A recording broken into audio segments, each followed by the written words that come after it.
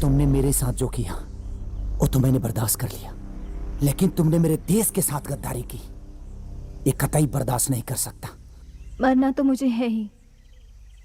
अगर तुम नहीं मारोगे तो मेरे मुल्क वाले मुझे मार डालेंगे,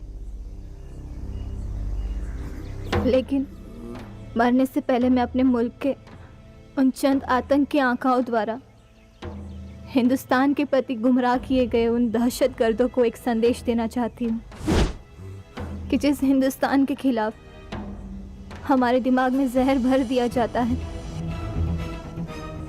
हकीकत में वो हिंदुस्तान ऐसा नहीं है। यहाँ के हर इंसान, यहाँ की आबो हवा, यहाँ के जर्रे जर्रे में सिर्फ और सिर्फ मोहब्बत है।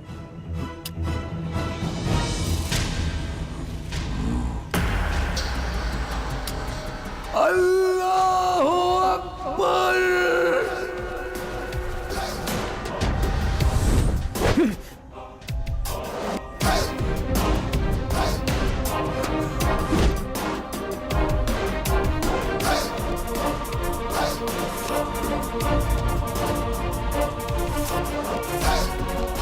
आखिर तूने अपना रंग दिखा ही दिया। ड्रॉप द गन वीर।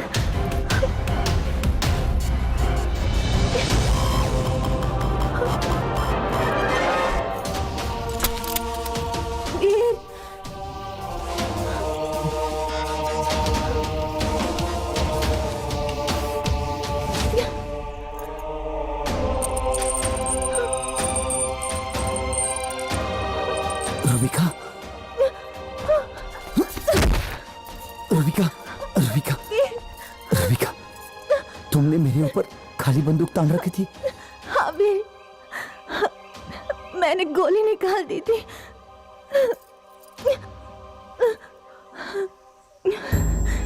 मुझे पता है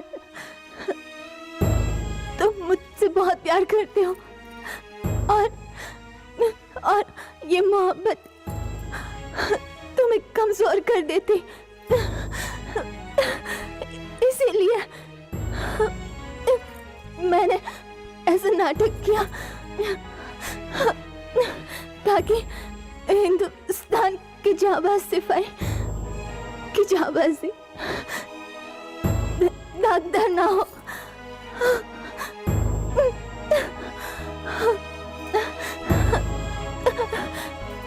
जय हिंद वीर।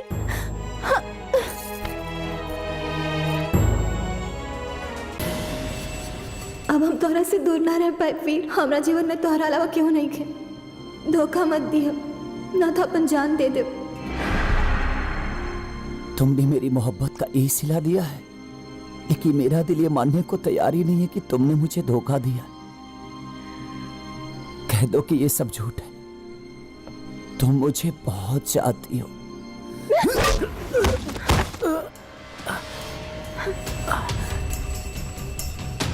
तुम मुझसे बहुत प्यार करती हो।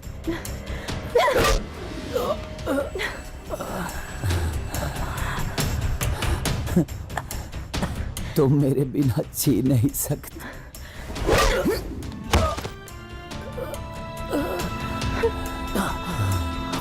याद रखना, अगर मेरे बिना तुम जीना भी चाहोगे ना, तो मेरी मोहब्बत तुम्हें छीनी नहीं देगी।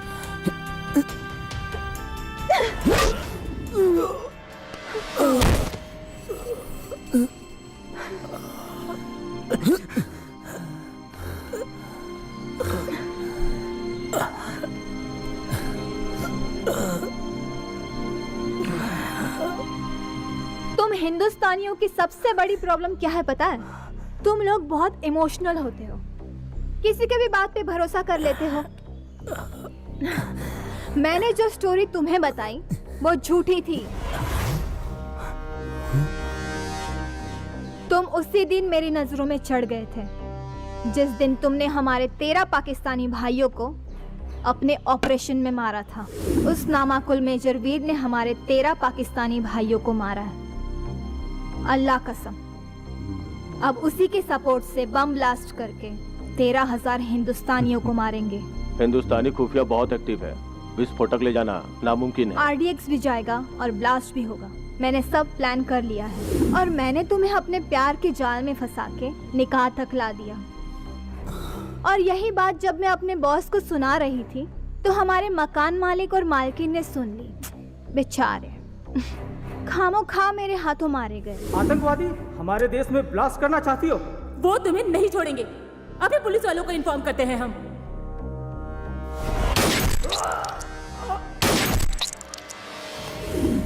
और हाँ, एक बात और, मैंने ब्लास्ट में अपने माँ बाप के मरने का ड्रामा किया था।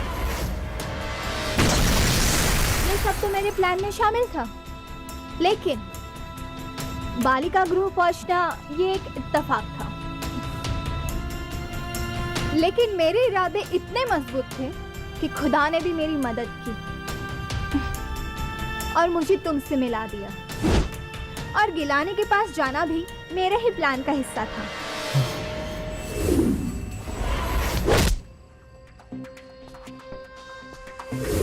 और लखनऊ स्टेशन पे मेरे पैर में कोई मोच नहीं आई थी, वो भी मैंने एक नाटक ही किया था। क्योंकि जो बैग तुमने उठाया था उसमें RDX था, क्योंकि मैं जानती थी कि उस RDX को तुम्हारी मदद के बिना इस शहर में लाना नामुमकिन था। वहां मौजूद पुलिस वालों ने तुम्हें देखते ही हमें बगैर चेकिंग किए ही स्टेशन से जाने दिया और मैं अपने प्लान में कामयाब हो गई।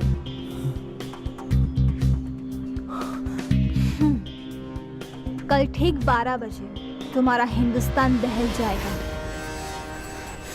आरती की जगह लोगों की चीखें सुनाई देगी। अपने बच्चों को गले लगाने की बजाय माँ बाप उनकी लाशें उठा रहे होंगे। खाने की हर प्लेट में मांस के लोथड़े होंगे। चहल पहल की जगह सन्नाटा पसरा होगा।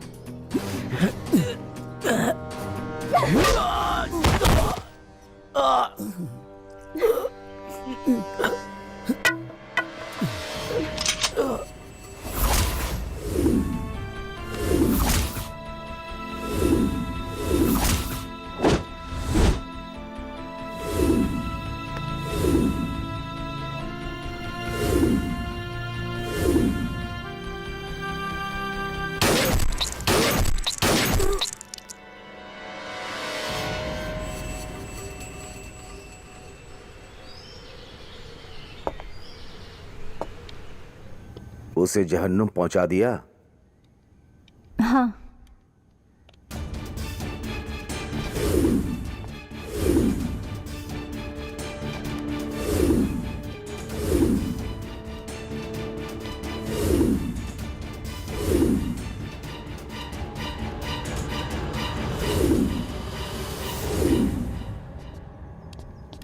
अस्सलाम वालेकुम। वालेकुम अस्सलाम। भाइयों, अब वो वक्त आ गया है कि हम अपने भाइयों की शहादत का बदला इन हिंदुस्तानियों से ले सकें। और इस नेक काम में अगर आपकी जान भी चली गई तो आपको जन्नत मिलेगी। कल ठीक 12 बजे सभी जगहों पर ब्लास्ट होगा और जब तक यह खबर पूरे हिंदुस्तान में फैलेगी आप लोग मुल्क छोड़कर नेपाल में दाखिल हो चुके होंगे और फिर नेपाल के रास्ते वतन वापसी लौटने की जिम्मेदारी शब्बीर संभाल लेगा। और याद रहे, हमें सिर्फ कामयाबी चाहिए, क्योंकि नाकामयाबी का मतलब सिर्फ और सिर्फ मौत होगी। खुदा हाफिज। खुदा हाफिज।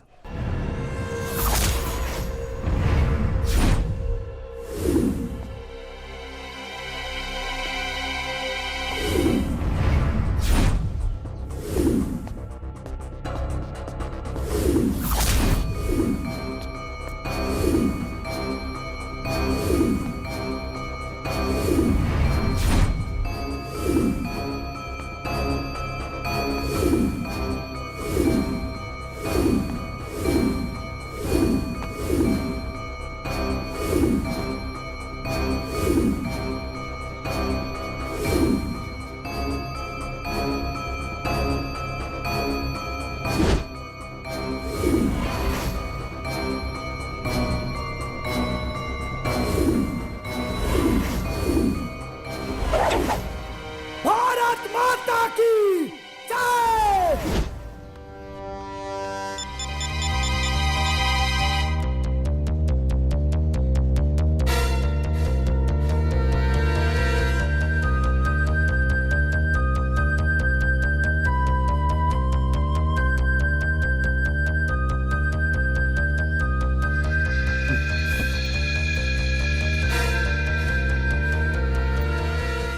मैंने तुम्हें पहले अलर्ट किया था, फिर भी तुम्हें समझ में नहीं आया।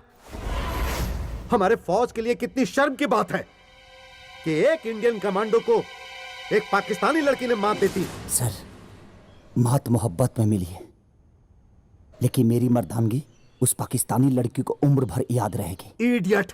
अगर ये बात मीडिया में आ गई तो तुम्हारे खिलाफ इंक्वायरी बैठ जाएगी और उन दोगलों को पकड़ना मुश्किल हो जाएगा।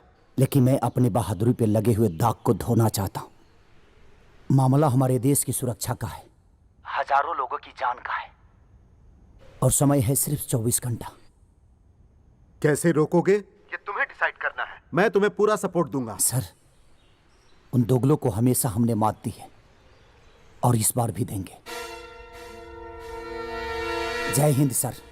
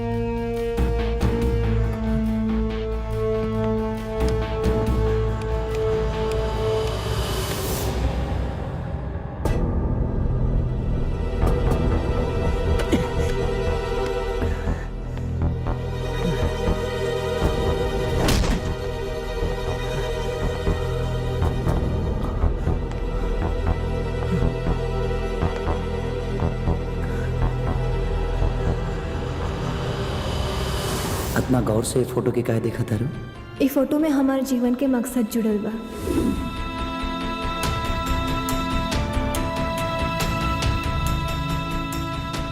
आरती की जगह लोगों की चीखें सुनाई देगी।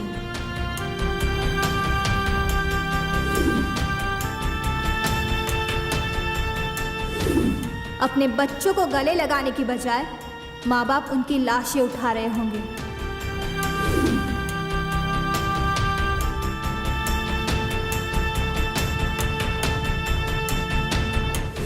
खाने की हर प्लेट में मांस के लोथड़े होंगे।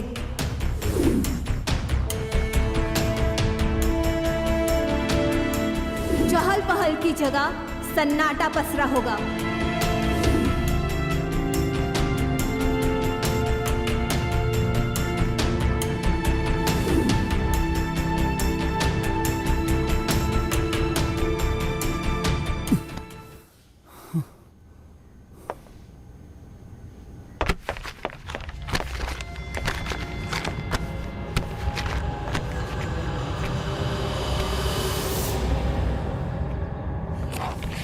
आरती मतलब मंदिर, स्कूल, शॉपिंग मॉल, रेस्टोरेंट।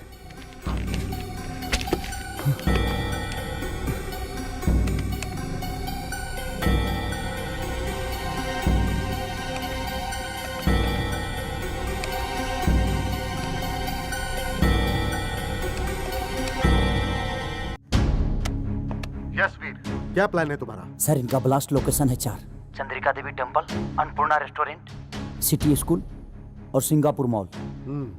मंदिर खुलेगा 5 बजे, स्कूल खुलेगा 7 बजे, रेस्टोरेंट खुलेगा 9 बजे और मॉल खुलेगा 9:30 बजे। इसका मतलब उनका बम प्लांट करने का शार्प टाइम होगा 9:30 बजे। लखनऊ से सबसे करीब नेपाल बॉर्डर है नानपड़ा, जिसकी ड्राइविंग दूरी है 162 किलोमीटर और उसको क्रॉस करने में 80 किलोमीटर प्रति घंटा के हिसाब से 2 घंटा 10 मिनट लगेगा।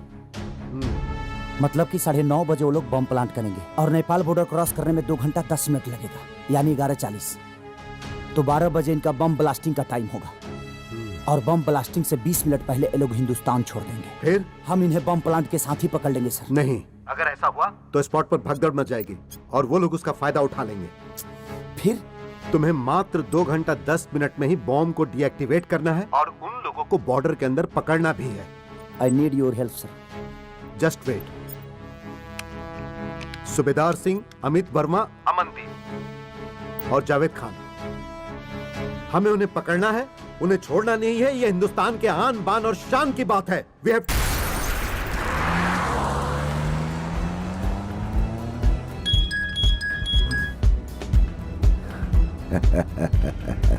हिंदुस्तान की बर्बादी मुबारक हो जनाब। मुबारकबाद हिंदुस्तान की बर्बादी की नहीं, तुम्हारी नाकामयाबी की है। हाँ? तुम्हारी मौत की है। तुम एक बार फिर नाकामयाब हो गए और नाकामयाबी का मतलब मौत है। तो तूने उसे जिंदा छोड़ दिया ना?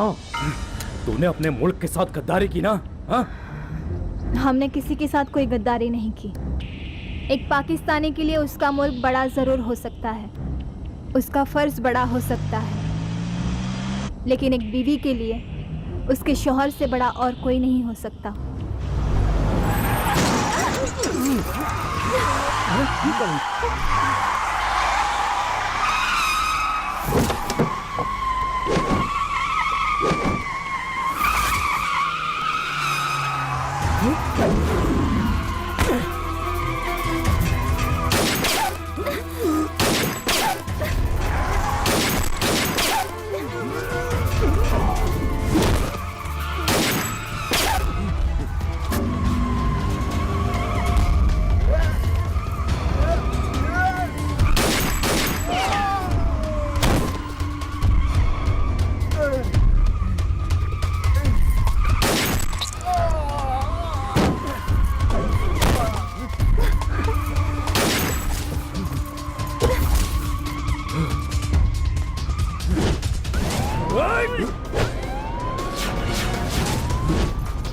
No!